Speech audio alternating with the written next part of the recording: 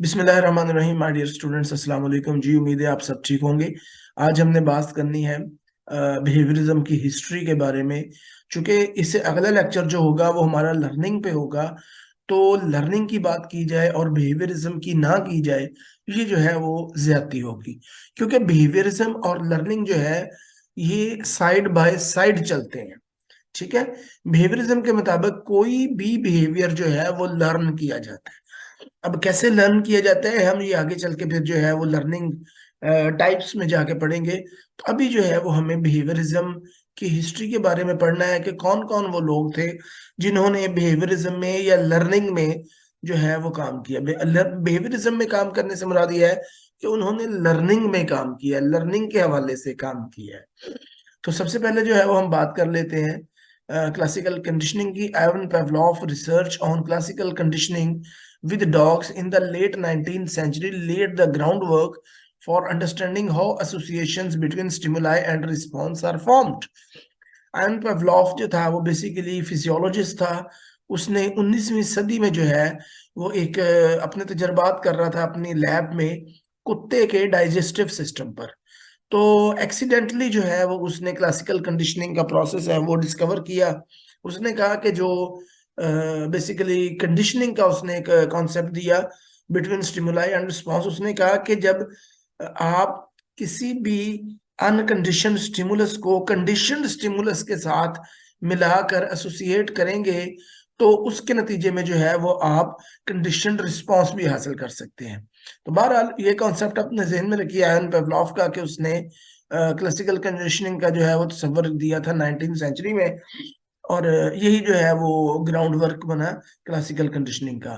आगे चल के ये क्या था, इसकी डिटेल क्या थी, वो हम लर्निंग के चैप्टर में पढ़ेंगे। आगे आ जाता है जी John B Watson's manifesto. In 1913 John B Watson published a manifesto declaring behaviourism a new school of thought. अच्छा, ने जो है वो बिहेवियरिज्म को नया school of thought in psychology declare कर दिया, मुतारफ करवा दिया। He emphasised the study of observable behaviour. उसने कहा कि जो बिहेवियर होता है वो ऑब्जर्वेबल होता है और हमने उसी चीज को स्टडी करना है जो ऑब्जर्वेबल हो। जिस तरह इससे पहले फ्रॉइड ने अनकॉन्शियस की बात की थी, तो ये जो है इन्होंने कहा जी कि नहीं, ऑब्जर्वेबल बिहेवियर जो है उसी की बात होगी जो नजर आएगा। ये स्ट्रक्चरिज्म वालों ने जिस तरह जो है वो इंटरनल सिस्टम की अपनी बात की थी, इंटरनल प्रोसेसेस की बात की थी, तो ये इस पे बिलीव नहीं करता था। आगे बिहेवियरिज्म की हिस्ट्री में एक और बड़ी जबरदस्त एक्सपेरिमेंट हुआ था लिटिल एल्बर्ट पर, जो कि वाटसन ने और रोजेले रेनर ने 1920 में किया था। उसमें जो है वो उन्होंने एक यंग बॉय को जिसका नाम एल्बर्ट था क्लासिकल कंडीशनिंग के थ्रू उसके अंदर फियर इंट्रोड्यूस करवाया था। तो इस तजर्बे पे जो है वो काफी क्रिटिसिज्म भी हुआ था। उसके बाद एडवर्ड थॉरनडाइक लॉ ऑफ इफेक्ट, एक और नाम बिहेवियरिज्म में बड़ा इंपॉर्टेंट है एडवर्ड थॉरनडाइक का। उन्होंने लॉ ऑफ इफेक्ट दिया। लॉ ऑफ इफेक्ट बेसिकली क्या है?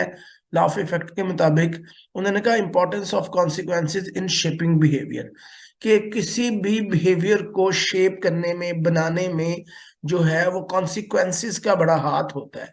मसलन किसी चीज के अच्छे कॉन्सिक्वेंसेस होंगे तो इंसान उस बिहेवियर को अपना लेगा, किसी चीज के बुरे कॉन्सिक्वेंसेज होंगे, नताइज होंगे, तो इंसान उस बिहेवियर को जो है वो छोड़ देगा। आगे आ जाता है जी B F Skinner, operant conditioning. उसके बाद एक नया नाम Skinner research in the mid 20th century expanded behaviourism with the introduction of operant conditioning, emphasis reinforcement and punishment in learning। तो बी एफ स्किनर एक बड़ा रिनाउंड नेम है learning के हवाले से, बिहेवियरिज्म के हवाले से। बी एफ स्किनर ने मिड 20th सेंचुरी में जो है वो बिहेवियरिज्म को और ज्यादा एक्सपेंड कर दिया। कैसे एक्सपेंड कर दिया? उन्होंने ऑपरेंट कंडीशनिंग का जो है वो कॉन्सेप्ट मुतारफ करवाया। उन्होंने तजर्बात किए पिजन पे और रैट्स वगैरह पे। और उसके अलावा उन्होंने ये बताया कि किसी भी इंसान का बिहेवियर जो है वो बेसिकली उसकी बिहेवियर की अकरेंस या बिहेवियर का जो शेप है वो रीइंफोर्समेंट और पनिशमेंट के असूलों की तरह है। जिस चीज का आपने बिहेवियर को प्रोबेबिलिटी बढ़ानी हो, बिहेवियर की अकरेंस की आप रीइंफोर्समेंट देंगे, और जिस बिहेवियर को आप खत्म करवाना हो आपने उसके लिए आप पनिशमेंट इस्तेमाल करेंगे। आगे आ जाता है जी स्किनर्स स्किनर बॉक्स, यानी स्किनर का स्किनर बॉक्स, वो बॉक्स जिसमें B.F. स्किनर तजर्बात किया करता था।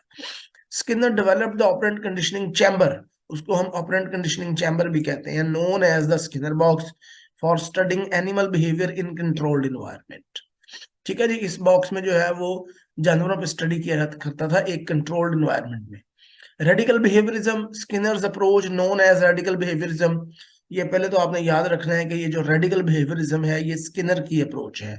अगर आपको एग्जाम में आ जाता है कि ये किसकी अप्रोच है, तो you must have to remember that कि this is the approach given by the radical behaviourism given by the Skinner.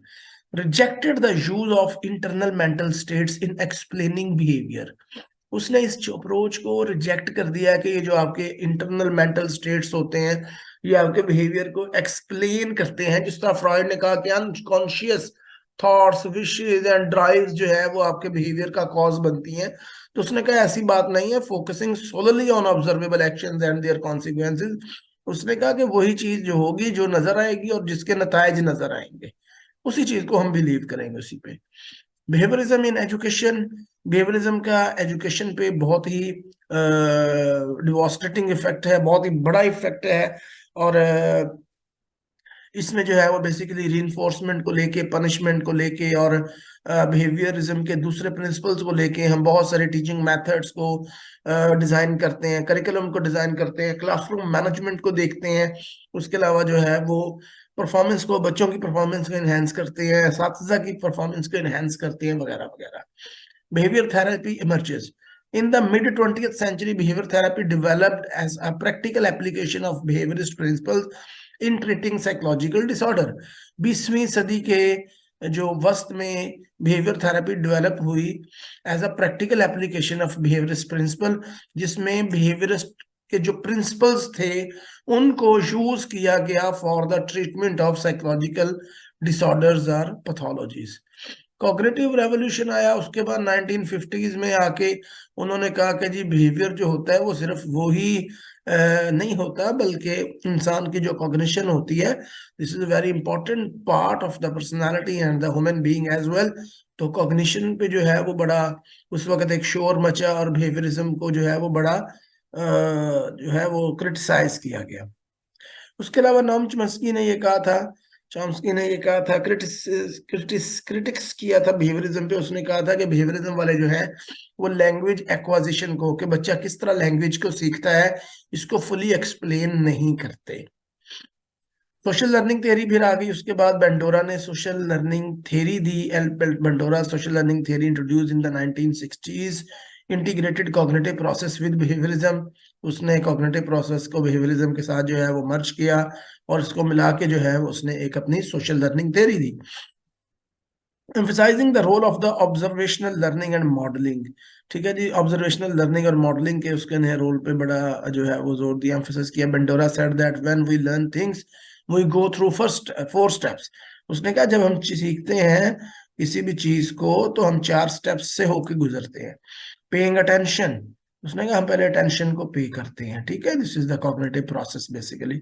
Remembering, doing it ourselves and feeling motivated.